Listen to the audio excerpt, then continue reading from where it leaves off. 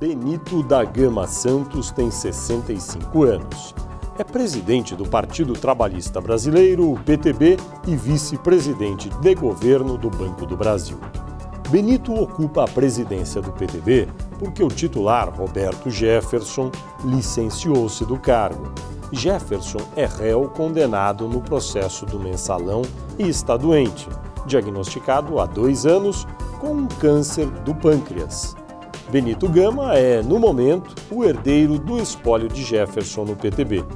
Formado em Economia pela Faculdade Católica da Bahia e pós-graduado em Engenharia Econômica pela PUC do Rio de Janeiro, Benito Gama começou sua carreira como auditor fiscal na Bahia. Durante a ditadura militar, foi secretário de Transportes e Comunicações no governo de Antônio Carlos Magalhães. Em 1986, Benito Gama elegeu-se deputado federal pelo PFL da Bahia e exerceu 4 mandatos na Câmara. Presidiu a Comissão Parlamentar de Inquérito, que resultou no impeachment do então presidente Fernando Collor de Mello em 1992. Depois, Benito foi líder do governo Fernando Henrique Cardoso na Câmara. Após uma passagem pelo PMDB, Benito Gama filiou-se ao PTB em 2003.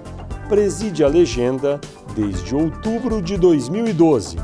Em junho de 2013, Benito Gama foi nomeado vice-presidente de governo do Banco do Brasil na cota de seu partido para apoiar o governo da presidente Dilma Rousseff do PT. Olá, internauta, bem-vindo a mais um Poder e Política Entrevista. Este programa é uma realização do jornal Folha de São Paulo e do portal UOL. A gravação é realizada aqui no estúdio do Grupo Folha, em Brasília.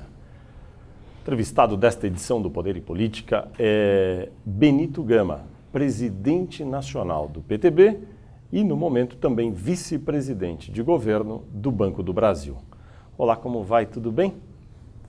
Tudo bem, Fernando. Prazer estar com vocês aqui. O senhor está presidindo o PTB no momento e já desde outubro de 2012, quando o então presidente Roberto Jefferson se licenciou. Roberto Jefferson, no momento, está réu condenado no processo do Mensalão e o senhor preside a sigla. A transição completa na direção do PTB já aconteceu? Ela está acontecendo naturalmente e o desfecho completo será em agosto do próximo ano, quando vai haver a Convenção Nacional do Partido para redefinir os quadros da Executiva Nacional. Agosto de 2015. Agosto de 2015. Então, até agosto de 2015, o meu mandato no partido, ele é na convenção anterior, está confirmado. E em agosto de 2015 nós vamos rediscutir o problema. Quantas comissões provisórias nos estados o PTB tem no momento? Olha, no momento o partido está organizado em todos os 27 estados. Mas tem comissões provisórias ou são realmente direções eleitas? Então é dividido. Nós temos a maioria comissões permanentes, diretórios eleitos, e uma minoria, 11, com a executiva provisória. Então, a nossa expectativa sempre é de colocar diretórios, porque você dá estabilidade às pessoas nos estados. E essa ideia de você fazer intervenção e deixar executivas provisórias é dar uma fragilidade muito grande ao partido, porque dá uma instabilidade ao líder local, tanto estadual quanto municipal. Então, a nossa política, a nossa tese no PTB é de manter sempre a executiva permanente. A gente ouve sempre que no Brasil muitos partidos são partidos de pastinha, a gente ouve falar. Que um presidente ou a direção do partido domina o partido inteiro e não há democracia interna. E a gente ouve falar isso às vezes também do PTB. Como é que o senhor responde a isso? Olha, eu diria que não é do partido só, é no Brasil, isso é da natureza humana, primeiro, e depois é uma coisa de Brasil.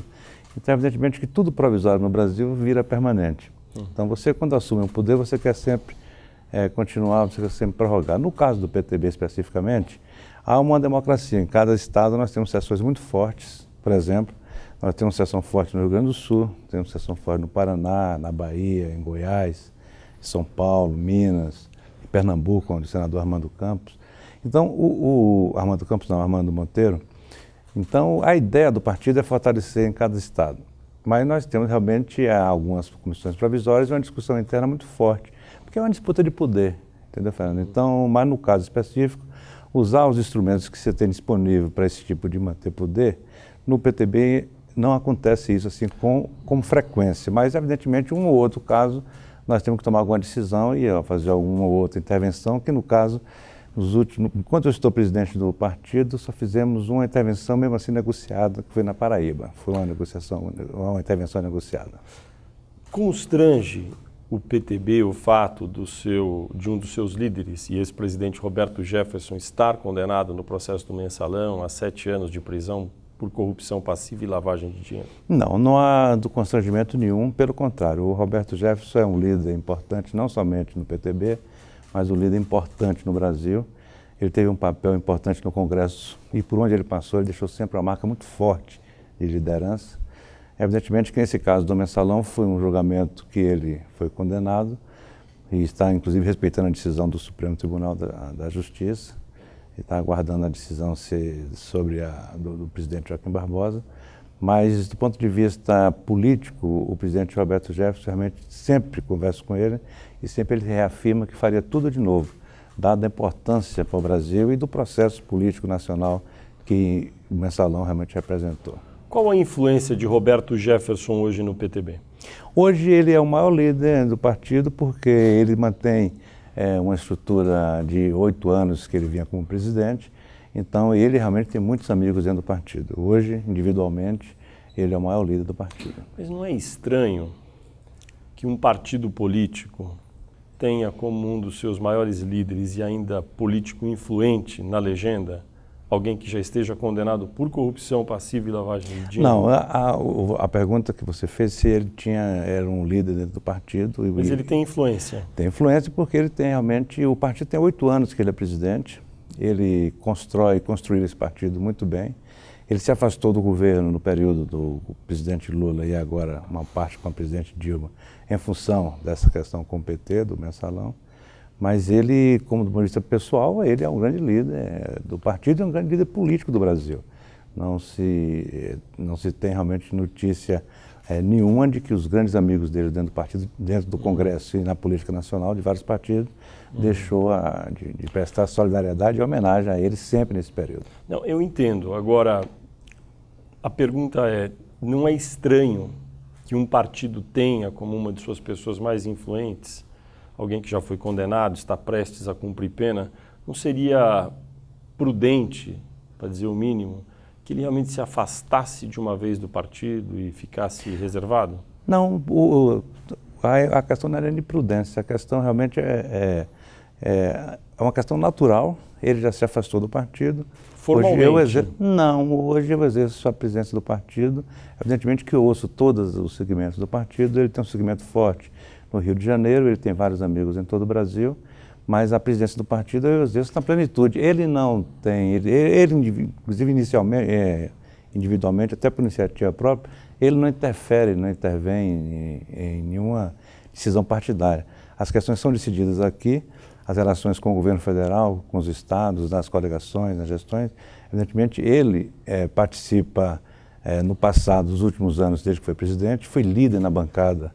Então você não pode apagar uma liderança e nem vai apagar uma liderança como ele exerceu com muita persistência e com muita competência. Ele é um político da maior Eu pergunto isso para o senhor porque no caso do PT, o Partido dos Trabalhadores, que também teve vários dos seus líderes condenados aí no processo do Mensalão, esses líderes de fato exercem uma espécie de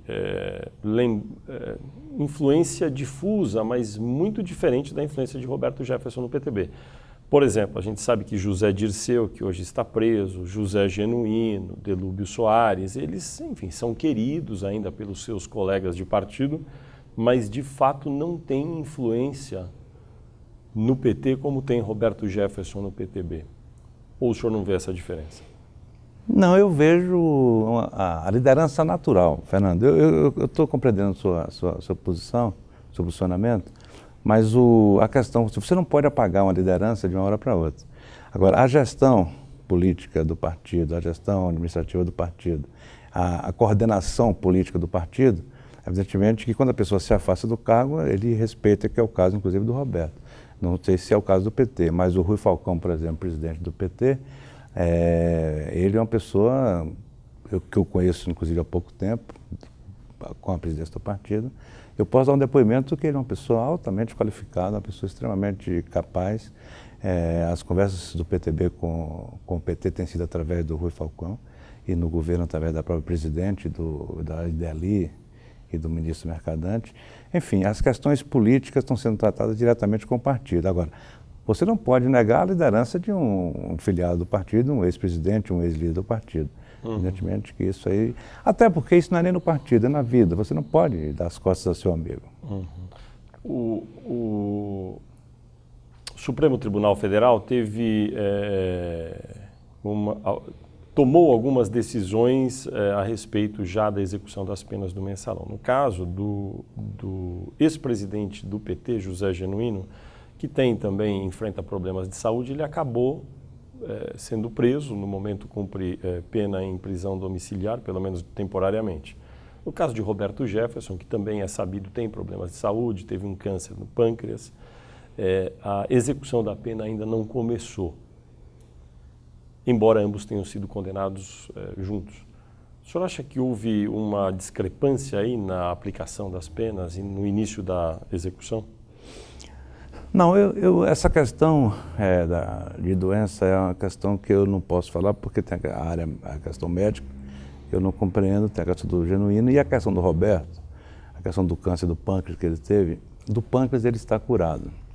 Ele, inclusive, faz as avaliações permanentes e realmente tinha cura. Mas deixou sequelas, porque ele perdeu partes importantes dos órgãos internos, inclusive do pâncreas, do fígado, etc. Então, ele tem um problema de dificuldade de absorção de proteínas e de certos nutrientes via alimentação. Ele é uma pessoa que hoje precisa de cuidados especiais na alimentação para fazer o controle orgânico. Então, eu penso que o presidente do Supremo está avaliando isso com cuidado, evidentemente que o caso requer, mas eu não vejo, do ponto de vista político, ou do ponto de vista de decisão, assim, interesse em diferenciar qualquer decisão de um ou outro, ou até de unificar. Então, cada caso é um caso. O caso dele específico é o seguinte, ele não absorve os nutrientes da alimentação. Então, ele tem uma alimentação quase que de hora em hora, é o caso específico dele. O PTB pretende ajudá-lo, a ele, Roberto Jefferson, a pagar essa multa de 720 mil que veio junto com a condenação do mensalão? Isso já foi conversado com ele e ele, inclusive, tomou a iniciativa de que ele não quer realmente essa questão de fazer vaquinha, como se fez aí nos outros casos, mas evidentemente que do ponto de vista pessoal, individual de algumas pessoas, alguns companheiros do partido, vários têm demonstrado interesse em ajudá-lo. Como seria feito isso, então? Não se pensou ainda como fazer. Não será vaquinha via internet, nada disso. Nós não vamos abrir nada disso. Agora, individualmente, se as pessoas conversarem, ele está aberto a esse diálogo. Agora, ele realmente foi claro nisso, ele não quer. O partido não pode, inclusive, pela questão legal. Mas, do ponto de vista pessoal, ele tem grandes amigos no partido e seguramente vai participar. E ele pretende, daí, então, fazer contatos individuais com algumas pessoas? Não, porque no caso aí, no caso que ele ficar, no caso da execução da pena, evidentemente ele fica impossibilitado de tratar desse assunto. Mas já tem manifesto de algumas pessoas, alguns amigos dele que querem realmente ajudar. Como fazer isso? Ele vai... Claramente, ele já me disse que vai vender o escritório dele no Rio de Janeiro, que fica no centro do Rio de Janeiro, que não dá para pagar toda, mas pelo menos a metade, um pouco mais da metade, resolve o problema. E fica um saldo que pode ser parcelado, etc. Essa questão ainda não foi tratada, nós não cuidamos disso. A única decisão que nós tomamos é que individualmente, pelo menos uma centena de companheiros do partido querem ajudá-lo. O senhor foi deputado federal durante vários mandatos? Fui 4 mandatos, 16 anos. E foi durante um período no governo do então presidente Fernando Henrique Cardoso, líder do governo na Câmara. Foi. O senhor enxerga diferenças hoje no modelo de coordenação política exercido pelo atual governo em relação ao período em que o senhor liderava o governo dentro da Câmara? Fernando, eu não conheço como é que funciona hoje essa questão, porque eu só vejo na hora da votação e quando o PTB é chamado para discutir as questões localizadas. Mas eu posso fazer um depoimento quando era líder do governo, o Luiz Carlos Santos era ministro da Coordenação Política, e os líderes no Senado. Eu me lembro bem que nós tínhamos um processo de decisão no Senado, talvez diferente do que é hoje. Eu não conheço exatamente como é hoje, porque eu realmente nunca participei, a não ser chamado em votações específicas. Nós tínhamos, por exemplo, reuniões semanais dos líderes do partido e do governo, às terças-feiras, às 9 horas da manhã, com o presidente, com o vice-presidente Marco Maciel na época, e com todos os líderes, para depois conversar, inclusive, com a oposição. Eram regulares essas reuniões? Regular. Toda terça-feira, às 9 horas da manhã, nós tínhamos a pauta do Congresso discutida com o presidente, o que interessava ou não interessava ao país ou ao governo. O presidente da República participava? O presidente Fernando Henrique participava de todas elas às terças-feiras, às 9 horas da manhã. Eu me lembro perfeitamente que nós esperávamos os líderes e depois nós íamos conversar com os líderes da oposição para ver onde tinha problemas e onde não tinha, onde podia se transpor os problemas ou não.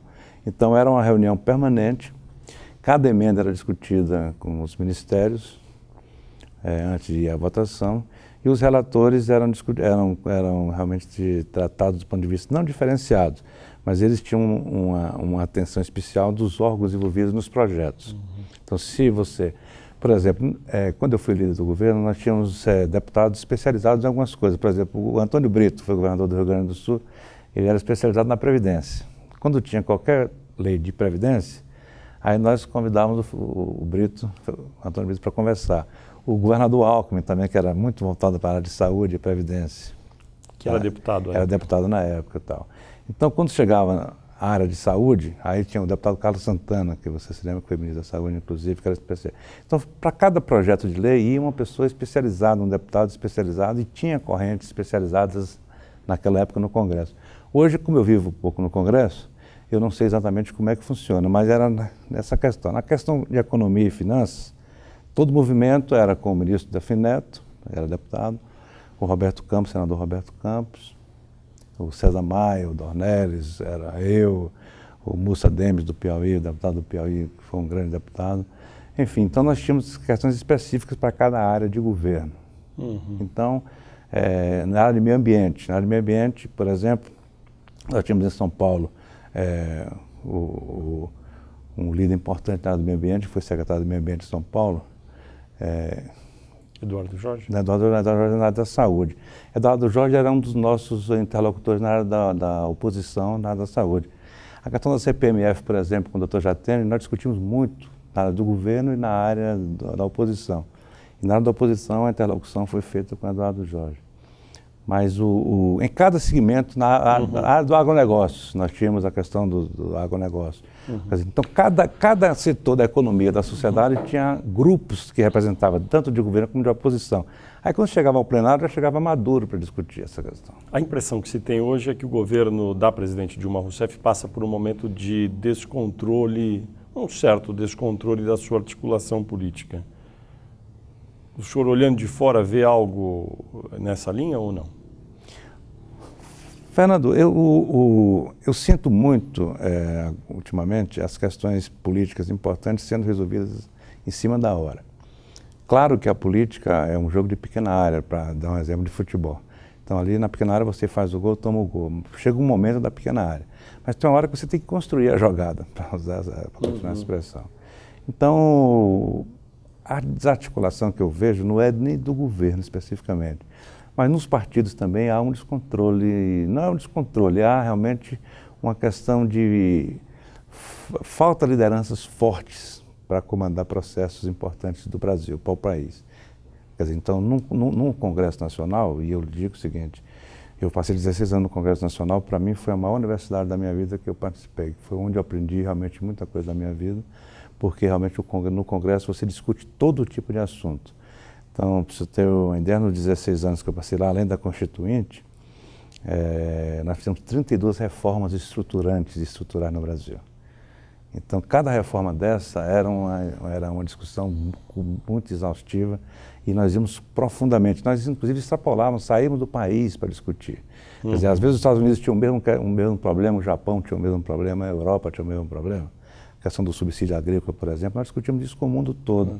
A questão do PROE, que hoje, esse sistema financeiro nacional hoje, como ele é hoje, o PROE foi um projeto assim, extremamente impopular na época. Foi. Extremamente impopular, duríssimo. Estava naquela época o Brasil e o Japão no mesmo processo, e eu lhe digo isso com, não conhecimento, mas porque eu vivi muito de perto, porque eu fui o relator da PROE no Congresso. Então, eu tive meu retrato na época colado em poste, e hoje realmente eu me orgulhei na época também. Mas hoje eu vejo que todo mundo fala bem, porque foi ele que deu a estrutura do sistema financeiro nacional que existe hoje no Brasil e no mundo, para o mundo todo. Né? O PTB, partido que o senhor preside, apoia o governo da presidente Dilma Rousseff, mas nunca ocupou um ministério na gestão da presidente Dilma.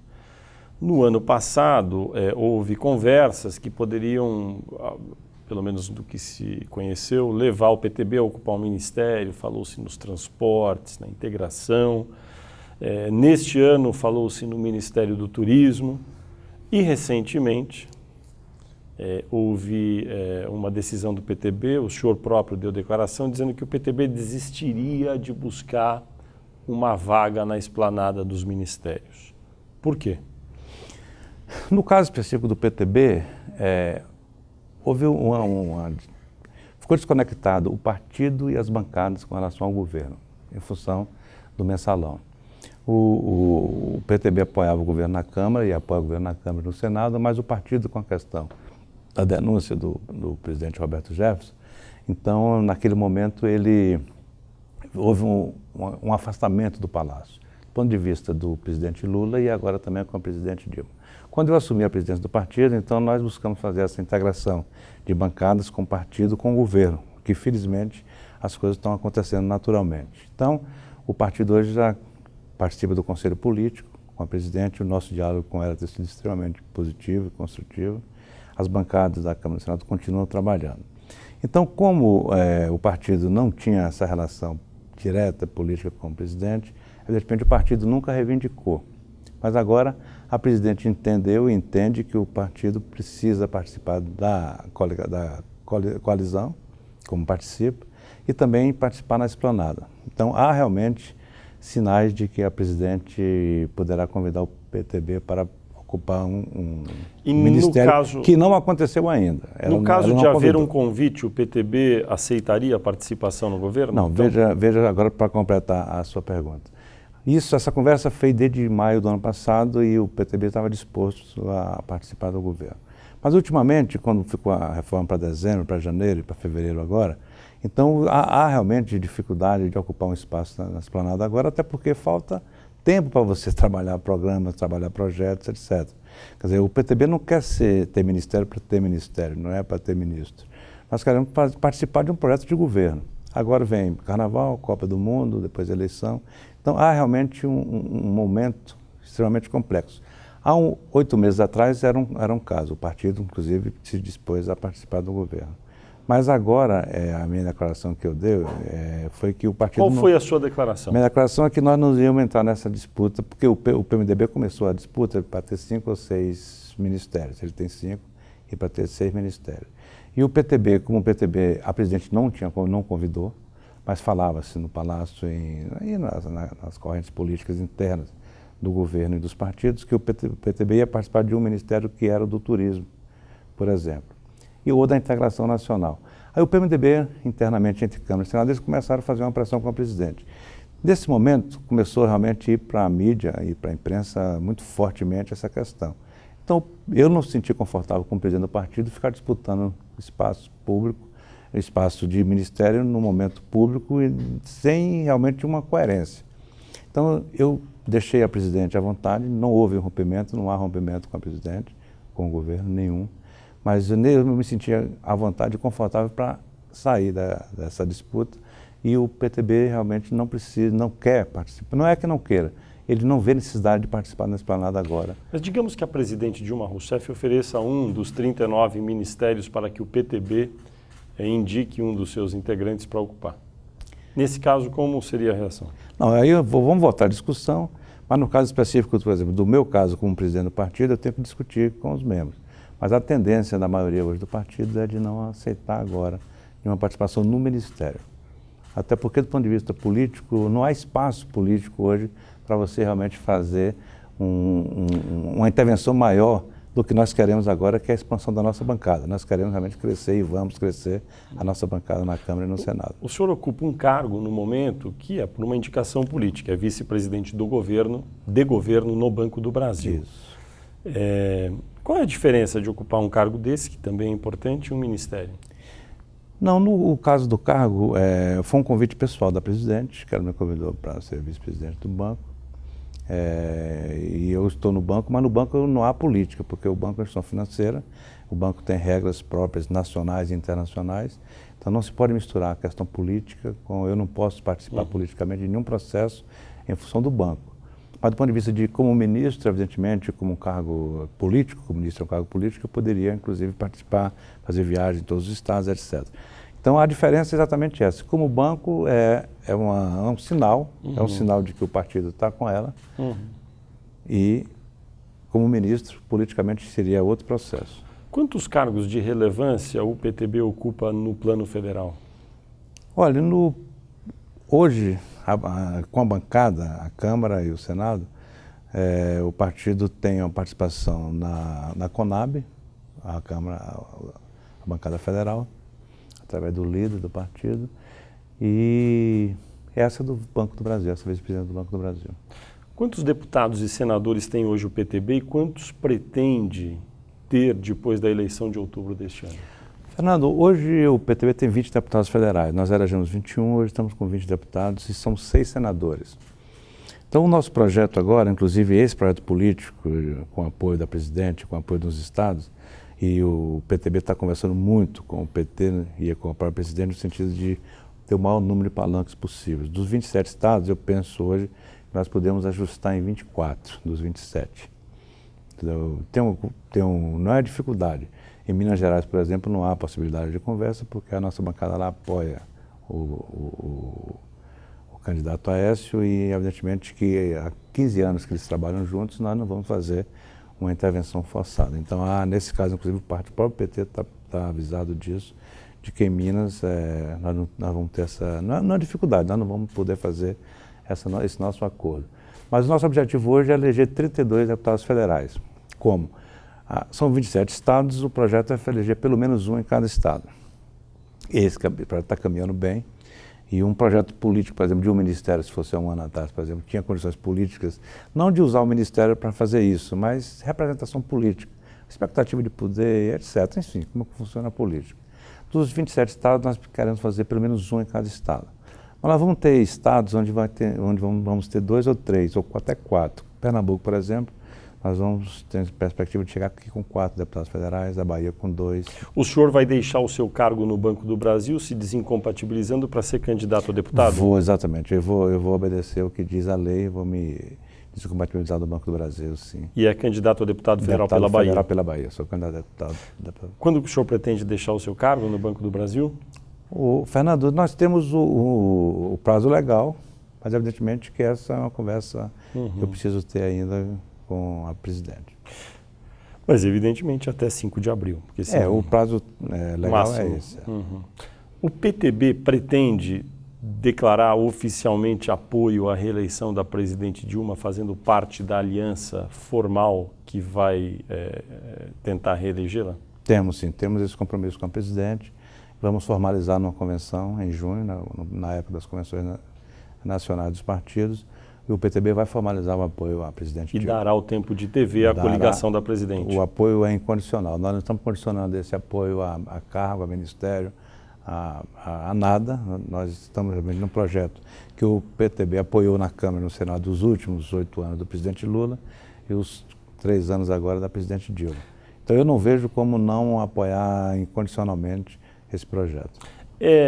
É motivo talvez de embaraço o fato de o PTB, por meio de Roberto Jefferson em 2005, ter acusado o PT de corrupção, ter, enfim, ficado em trincheira oposta e agora declarar apoio à candidata do PT a presidente? Não, eu não vejo realmente dificuldade nesse processo, nessa questão. Até porque quem mais agrediu os partidos foi o PT quando era oposição. Então, e hoje ele está aliado de todos os partidos, a grande maioria dos partidos. Mas no caso específico não há nenhum constrangimento. Houve um momento específico, não foi ao partido, foi a algumas pessoas, evidentemente pessoas ligadas ao partido, Houve um desfecho, volto a repetir, o próprio Roberto sempre disse que não tem nenhum arrependimento, pelo contrário, ele se sente muito orgulhoso do que fez pelo país, até porque não se sabe o que poderia ter acontecido no país se não acontecesse um assunto dessa Mas magnitude. é uma questão decidida institucionalmente no PTB. O partido, o PTB, vai se aliar à coligação de Dilma Rousseff e dará o tempo de TV para presidente na eleição. Isso é ponto pacífico. Não tem chance de haver recuo? Não há chance. Quer dizer, recuo, evidentemente, na vida você tem, mas do ponto de vista político, se as condições como estão realmente caminhando muito bem, o relacionamento é extremamente importante, a menos que haja uma coisa muito forte aí, evidentemente, mas não há sinais de coisa forte e não há, do ponto de vista de tratamento e relacionamento com o PTB e o governo, a própria presidente Dilma especificamente, o presidente Lula, não há realmente nenhuma... Eu diria agora que hoje de 0 a 10 a chance de recuo nessa questão é quase zero. E se em junho, no momento em que os partidos devem, por lei, fazer suas convenções e declarar o apoio, a presidente Dilma estiver enfrentando dificuldades nas pesquisas, não for uma candidata competitiva como hoje ainda é, segundo os levantamentos aí de opinião pública? Isso no caso específico meu e do partido, isso não é... Pelo contrário, se qualquer problema que tiver, nós estamos prontos para reagir e ajudar a levantar, ajudar a realmente contornar o que aparecer. Então, o nosso objetivo não é enfraquecer, se for o caso, que eu até penso que não, que hoje eu penso que ela é a favorita, mas se for o caso, pelo contrário, nós temos agora que arregaçar as mangas e lutar para que isso seja revertido. A questão do partido não é porque está forte ou porque está fraca, essa não é a questão. Essa é uma questão decidida, inclusive independe de ministério, que eu te falei aqui, independe de ministério. Se a presidente convidar o partido para a esplanada, nós temos nomes até dentro do partido para indicar, mas não colocamos isso na mesa e retiramos, inclusive, essa questão da negociação. Num eventual segundo mandato da presidente Dilma, o PTB tendo apoiado a reeleição, o PTB, então, daí tem a expectativa de participar com algum ministro na esplanada? Não diria com o ministro, mas o PTB, como eu disse, nós podemos chegar aqui com 32 deputados federais, 32 a 35, então, acho que 32 é o número palatável. E nós temos 6 senadores, então é um partido realmente que precisa, politicamente, de qualquer partido, de qualquer coalizão, ele é importante. Então, evidentemente, que vai ser colocada essa questão. Eu não tenho dúvida nenhuma que será colocado. O que se ouve aqui em Brasília é que, eventualmente, até junho, no caso de haver muita dificuldade eleitoral para a presidente Dilma se reeleger, isso dentro do próprio partido da presidente, o PT, ouve-se que há ainda, como plano B, a possibilidade de o ex-presidente Lula ser chamado e ele próprio ser o candidato a presidente. O que o senhor acha dessa hipótese? Olha, o presidente Lula hoje é um mito na política brasileira, certo? Então, qualquer avaliação que você faz sobre mito é realmente uma coisa muito complexa, o desdobramento do que pode acontecer. Mas o nosso compromisso é com a presidente Dilma, esse plano B aí, entre aspas, em acontecendo. O senhor já ouviu isso? Eu tenho ouvido realmente, no Congresso hoje isso se fala muito a nível do Brasil. Mas a presidente, cada vez mais, ela está caminhando na direção de ser a candidata Mas se isso do acontecer, PT, e o próprio presidente Lula tem reafirmado isso. Agora, acontecendo, aí a gente abre toda a sucessão política novamente. Né? Mas aí o PTB estaria pronto e disposto a apoiar também a eleição, no caso, do ex-presidente Lula? Porque essa construção que nós estamos fazendo, Fernando, era em torno do nome da presidente Dilma, mas era também em torno dos partidos, do PTB e do PT. E dentro do PT, a relação com o partido, sobretudo com o presidente Rui Falcão, é uma relação extremamente civilizada. Ele é uma pessoa extremamente coerente nas conversas. Ele sabe dizer sim, sabe dizer não, diferente, inclusive, de algumas pessoas do próprio partido dele e do próprio meu partido. Mas é uma relação partidária. Se você troca nome, evidentemente, tem que sentar para discutir como são os nomes. No caso do presidente Lula, ele realmente é um mito. E para discutir essa questão de eleição e distribuição de nomes, eu lhe confesso que eu não tinha pensado no que isso pudesse acontecer. Eu ouço muito, porque tem umas correntes... Mas vamos dizer que ocorra. A mesma corrente que pleiteava o terceiro mandato dele, mudando a Constituição, essa corrente hoje é muito forte nessa direção, inclusive lá em São Paulo. É lá na terra dele e tal. Então, em havendo essa discussão, a tendência nossa é continuar com o partido. Eu não vejo mudança. Continuar com o PT, na coligação com a presidente Dilma, evidentemente que... Se for Lula, continuaria do mesmo jeito. Do mesmo jeito. Eu não vejo dificuldade nenhuma nessa direção. Esse não é um fato, esse não é um complicador da nossa conversa. O PTB, me refresque a memória, esteve oficialmente em algumas eleições presidenciais com o candidato do PSDB, não esteve? Teve, sim. A última, inclusive, apoiou o Serra. Exato. Por que o PTB mudou tanto de opinião? Não, ali não é opinião, foi a contingência natural, Fernando, do processo. A ação do Mensalão estava em julgamento ainda, o Roberto era o presidente do partido, não tinha o diálogo com o presidente, estava realmente com o governo. Ele estava rompido, só as bancadas que relacionavam, então o partido trabalhou no apoio na direção oposta. Isso não foi mudança de opinião, foi uma circunstância do momento que nós tivemos. Tanto que o partido só procurou a presidente Dilma 2 anos depois. Hoje há 2 pré-candidatos de oposição, vamos dizer, apresentados. São eles Aécio Neves, do PSDB, e Eduardo Campos, do PSB. Pela sua experiência política, como deve acabar se configurando o quadro em outubro? Qual dos 2 o senhor enxerga como mais competitivo? E 2, o senhor acha que essa eleição é para primeiro ou para segundo turno? Os 2 candidatos, eles são candidatos extremamente competitivos. Eu penso, sim, em eleição. É claro que o Eduardo Campos, no Nordeste, e em Pernambuco especificamente, mas no Nordeste ele tem realmente um trânsito interessante. O candidato Aécio em Minas Gerais e no sul do Brasil ele está começando a construir.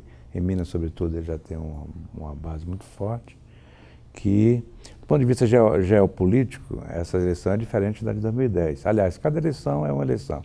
Tem uma história. O senhor enxerga agora o quadro geopolítico mais favorável ou menos favorável à presidente Dilma? Eu não diria favorável nem desfavorável. Eu acho ele mais complexo. Ele tem que ser trabalhado. Do que em 2010? Do que em 2010. Por quê?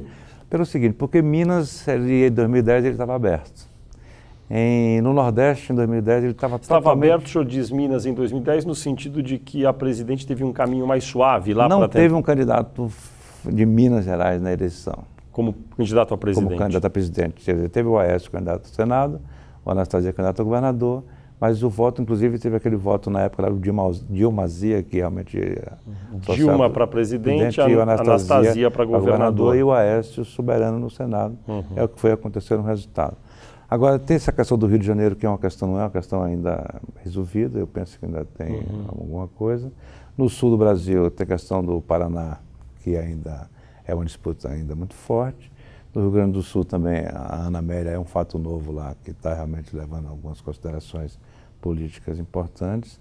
Na Bahia? Na Bahia, a questão realmente não está no mesmo quadro.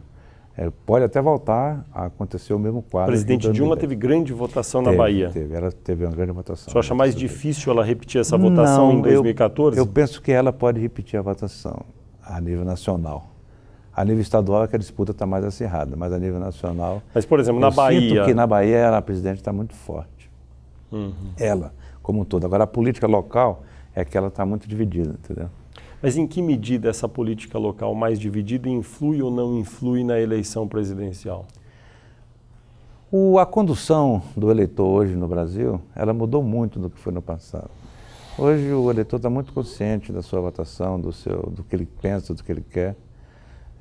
Há um eleitorado hoje nessa faixa até 29 anos, de quase 20% da população brasileira, entendeu? Que tem expectativas novas, importantes. Mas eu penso que a presidente na Bahia ela terá mais votos do que os candidatos locais. Quem o senhor acha que é mais competitivo para eventualmente ir ao segundo turno dos candidatos de oposição, se houver segundo turno? Eu diria hoje que eu não vejo um preferencial, eu não vejo nem o Aécio, nem o Eduardo Campos. O senhor acha que haverá segundo turno? Haverá segundo turno, isso aí. Não tem, mas é difícil resolver no primeiro?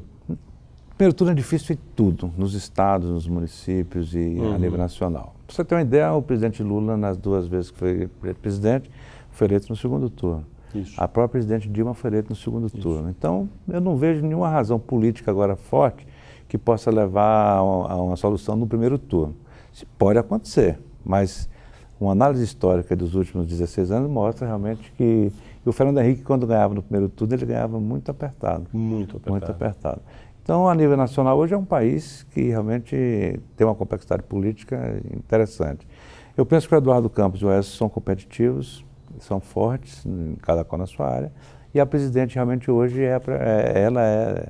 do ponto de vista da eleição, eu acho que ela ainda é a preferencial da população, ela tem a preferência da população. Foi divulgada uma pesquisa nesta semana do Instituto MDA para a CNT, Confederação Nacional do Transporte. Pela primeira vez em muitos meses, a presidente Dilma Rousseff sofreu uma queda de 3 pontos na sua popularidade. Uma queda modesta, mas uma queda que interrompe uma trajetória lenta e gradual de recuperação que ela vinha tendo pós-protestos de junho.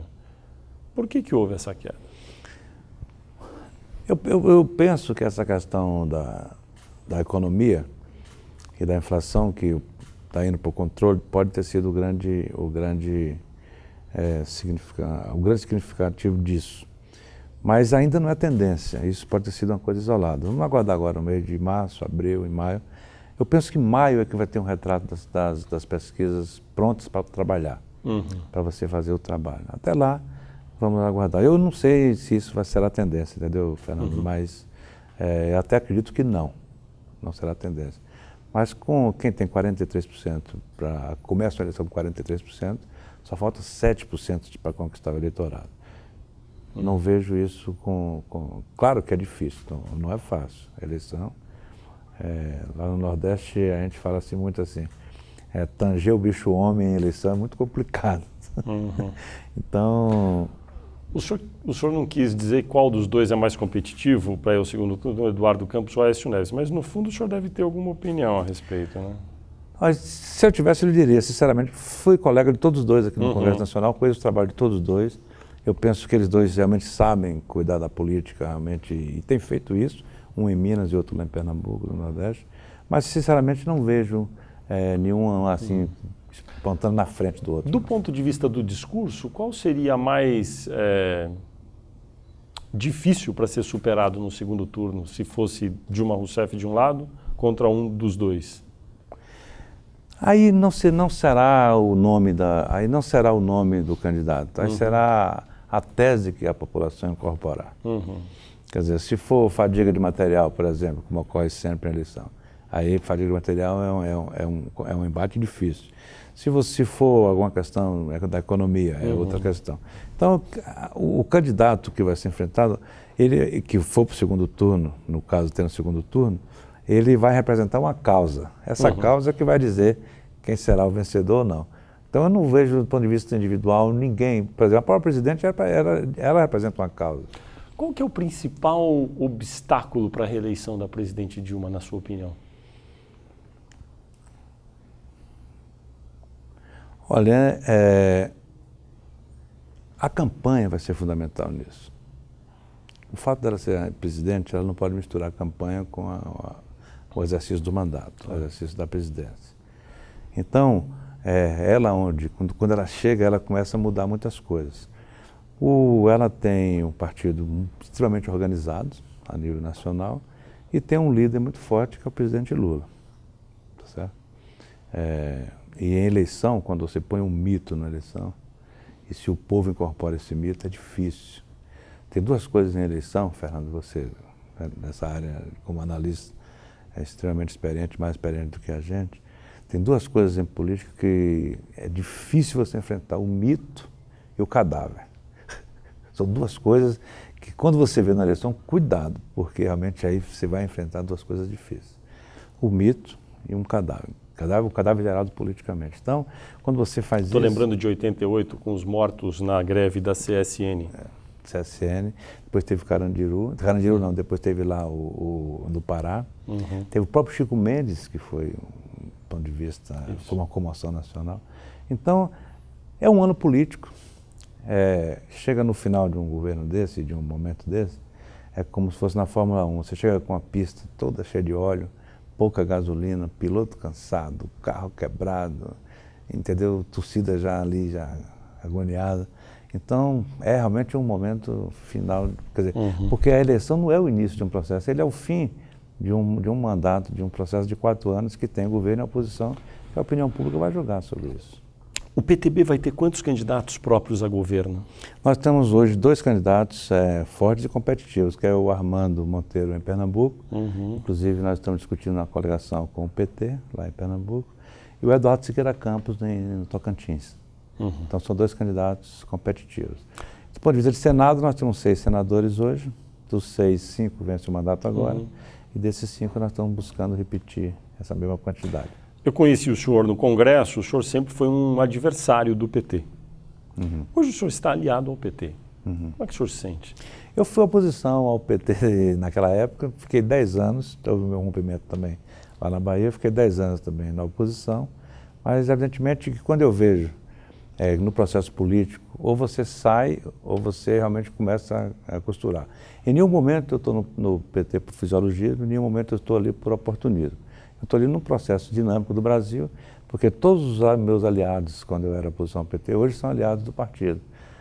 E aliados do governo, todos, exatamente todos. Eu não tenho nenhuma restrição. Na própria Bahia, por exemplo, eles chegaram ao presidente Lula mais rápido do que eu. Então, há um momento que você tem que realmente pensar o país. Se o partido conduz para isso, vamos lá. Agora, eu, do ponto de vista pessoal, eu lhe confesso que não diria o seguinte, que Mudou o PT ou mudou o senhor? Não, eu não mudei, eu continuo o meu. Eu até acho que o PT mudou muito, do ponto de vista que ele era oposição, quando ele era oposição. Eu me lembro que eu tive os líderes do PT e da oposição na época, quando eu tinha o Marcelo Deda era líder do PT e da oposição, o próprio Genuíno era líder, o próprio Jacques Wagner na Bahia. Na Constituinte eu fui colega do presidente Lula, e Lula foi constituinte, nós fomos colegas juntos e tal. Então, do ponto de vista de ideias, a gente não mudou muito, não. Quer dizer, não mudou muito, não. Eles continuam e eu continuo com a minha. Agora, do ponto de vista de coalizão de governo, eu sinto que o partido pode contribuir com o Brasil, sim. O senhor presidiu a CPI na época do impeachment. Isso. Que resultou no impeachment do então presidente Fernando Collor de Mello. Hoje, o senhor é do PTB, o ex-presidente Fernando Collor se elegeu senador por Alagoas pelo PTB. Estão no mesmo partido. Como é que convivem? Há uma convivência muito civilizada. Foi um momento importante da vida política nacional. O senhor conversa com ele sobre aquele período? Já conversou recentemente? Eu me orgulho muito de ter participado no Congresso de vários projetos importantes políticos, inclusive esse. Mas sobre essa questão do impeachment, eu nunca conversei com ele. Sinceramente, nunca conversamos. Mas não há nenhum constrangimento, há uma relação civilizada. Ele é do partido, ele é senador do partido. Eu mantenho um diálogo civilizado. Mas aquela página é uma página que os dois tratam com muita civilidade. Eu não poderia deixar de perguntar o seguinte: o PTB, assim como vários partidos no Brasil, tem uma péssima imagem de partido fisiológico, que quer cargos e que, enfim, não vai muito para lugar nenhum. Por que isso acontece e o que pode ser feito aí no seu caso? Olha, a questão do fisiologismo no Brasil é a questão de governo. Não é o PTB nem os outros partidos que é governo. O Brasil é governo. Como assim? Todo brasileiro é governo. O empresário é governo. O grande empreiteiro é governo. O grande banqueiro é governo. A grande imprensa, não os jornalistas, mas que tem, aí ele escreve a opinião e escreve a questão dos fatos, e relata os fatos. Você vai para os meios de comunicação, é governo. Não os meios, não a comunicação. Porque o governo hoje no Brasil é o maior agente econômico, político e social do país. Então, esse fisiologismo que se associa a partidos, ele está em todo lugar. O brasileiro é fisiológico. Não é o brasileiro é fisiológico, a universidade é governo. Eu diria que é governo.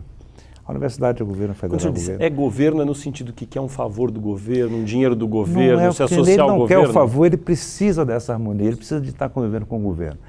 Nós tivemos há 15 dias agora a posse de 2 ministros do governo, da saúde e da educação.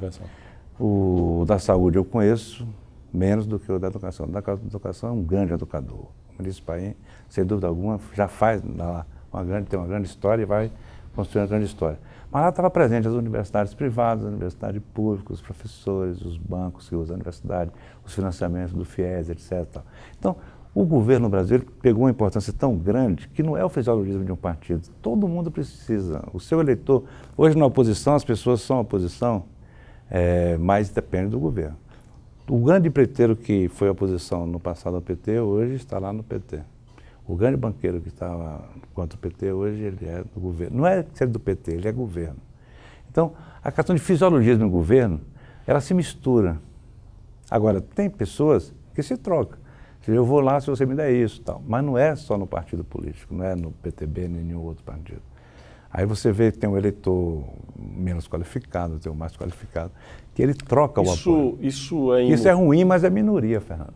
Agora, o senhor acha que essa dependência do país pelo governo aqui no Brasil é boa, ruim? Ela é para sempre? Eu acho que não é boa. Eu penso muito que nós devíamos ser no Brasil. A Europa, ela funciona bem. A Alemanha é um bom exemplo de tudo isso. O governo é importante, é forte, mas cada qual cuida da sua vida. Então, lá ninguém pensa que o governo pode ajudar. As pessoas sabem que o governo lá até pode atrapalhar. A Alemanha, na minha avaliação, não é um país educado, civilizado. A Alemanha é um estado policiado. Então, tudo que você faz lá tem polícia. Então, o caso do Brasil e dos Estados Unidos. No caso dos Estados Unidos também é assim. Nos Estados Unidos, se um comunista mais radical ganhar presidente dos Estados Unidos vai tocar aquilo lá com a maior naturalidade. Então, aqui, evidentemente, que as coisas funcionam muito dependente. Então, se você é governo, aquele negócio de sou governo, sou contra, isso no Brasil não funciona. Hoje é governo, sou a favor. Você pode ir para a rua, e eu digo que como político, eu caminho, ando nas ruas, converso com as pessoas. Esse ai governo, sou contra, isso era uma questão ideológica no momento de você criar um movimento político-social, mas hoje no Brasil, infelizmente ou felizmente, não posso dizer se isso é bom ou ruim. Mas eu penso diferente, eu não gostaria que fosse assim. Eu gostaria que o governo chegasse, governasse, fizesse seu papel, saísse, não saísse. Tá. Tudo bem. Benito Gama, presidente nacional do PTB, muito obrigado por sua entrevista à Folha de São Paulo e ao UOL. Muito obrigado a você, Fernando. É um prazer conversar um pouco de política com você. E nessa história dos últimos 30 anos, modéstia à parte, eu e você estivemos juntos muito discutindo essa questão do Brasil. Eu espero que a gente continue nessa luta. Eu acredito muito nesse país. Eu penso que a gente pode fazer ainda, construir muita coisa. Muito obrigado.